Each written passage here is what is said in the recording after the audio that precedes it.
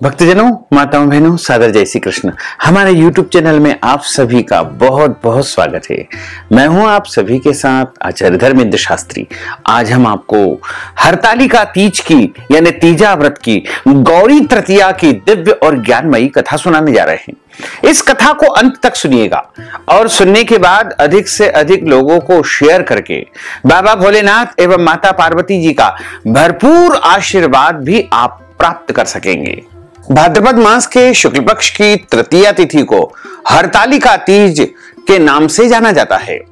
इसे गौरी तृतीया के नाम से भी माना जाता है तथा तीजा व्रत के नाम से भी इसे जाना जाता है।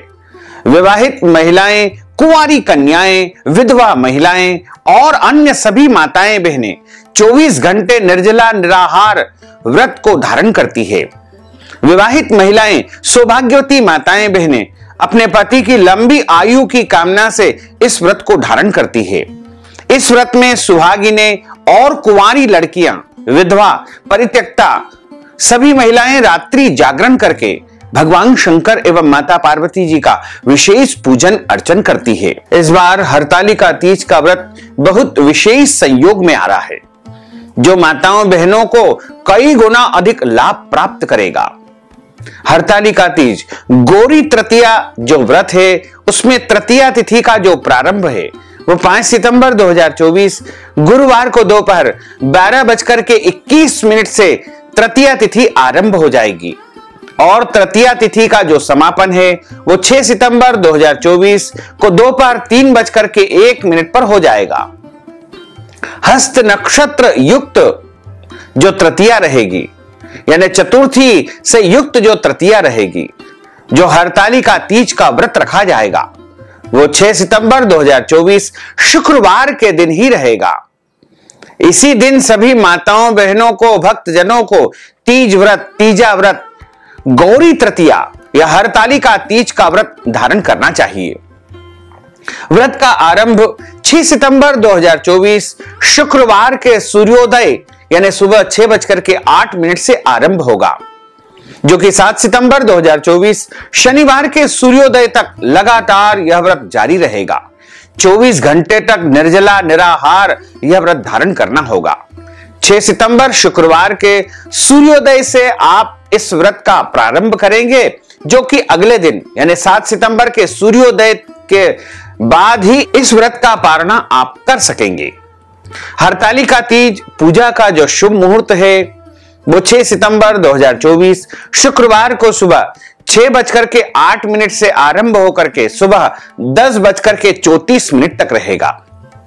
उसके बाद दोपहर के समय जो पूजा का शुभ मुहूर्त रहेगा वो दोपहर 12 बजे से लेकर के 1:30 तक रहेगा और शाम के समय जो पूजा का शुभ मुहूर्त रहेगा वो शाम को 4:30 बजे से लेकर 6 बजे तक रहेगा। इसके बाद जो सबसे श्रेष्ठ मुहूर्त माना जाता है, जिसे प्रदोष काल मुहूर्त माना गया है, भगवान शिव की पूजा में प्रदोष काल का विशेष महत्व माना जाता है। इस बार प्रदोष काल का आरंभ शाम को 6:23 से लेकर के शाम को 6:47 तक रहेगा। इस दौरान आप बाबा भोलेनाथ, माता पार्वती का विशेष पूजन अर्चन करेंगे। वैसे हरतालिका तीज व्रत में 4 प्रहर पूजन का विशेष महत्व बताया गया है। 6 सितंबर 2024 की शाम को पहले प्रहर का आरंभ शाम को 6:23 से होगा, जो कि रात को 9:02 तक रहेगा। दूसरे प्रहर की जो पूजा है वो रात को 9:02 से शुरू होकर के मध्य रात्रि 12:15 तक रहेगी। उसके बाद तीसरे प्रहर की जो पूजा होगी वो 6 और 7 सितंबर की मध्य रात्रि 12:15 से लेकर के रात्रि 3:12 तक रहेगी। चौथे और अंतिम प्रहर की जो पूजा होगी वो 6 सितंबर और 7 सितंबर की रात में 3:12 से लेकर के 6:08 तक चौथे और अंतिम प्रहर की पूजा होगी।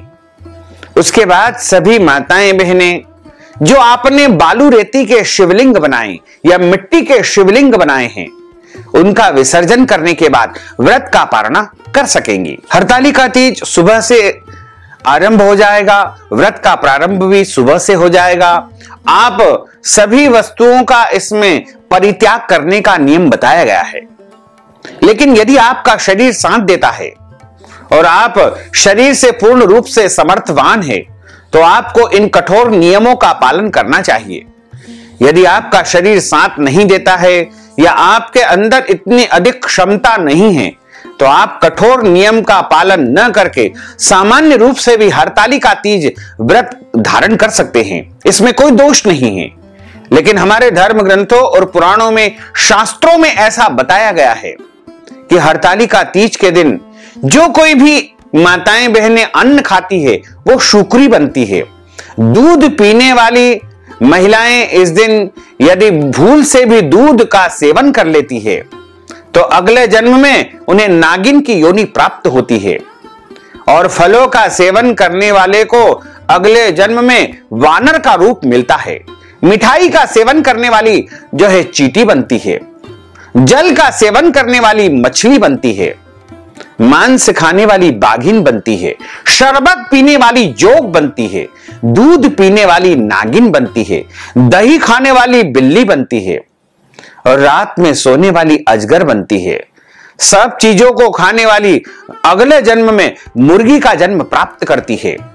लेकिन आप अपनी क्षमता के अनुसार जिस प्रकार आपका शरीर साथ दे उसी प्रकार आपको व्रत का धारण करना चाहिए।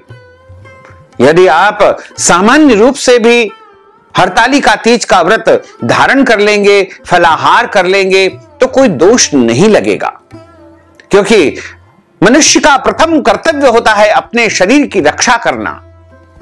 और शरीर के अंदर आत्मा का निवास होता है और उस आत्मा में परमात्मा निवास करते हैं।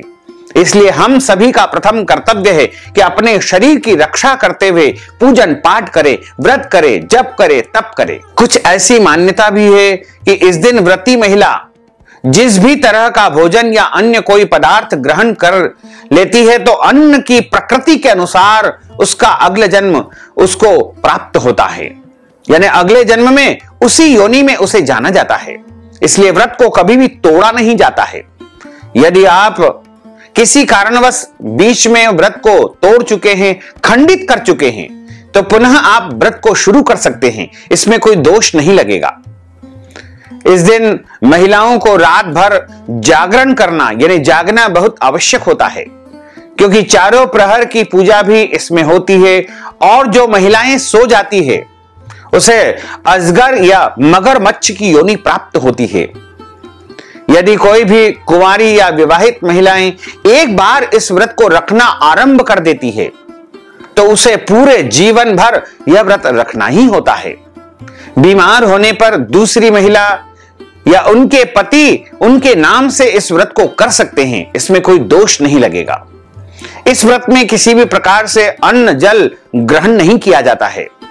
अगले दिन सुबह पूजा के बाद जल पीकर के व्रत खोलने का विधान है, यानी व्रत का पारणा करने का विधान है।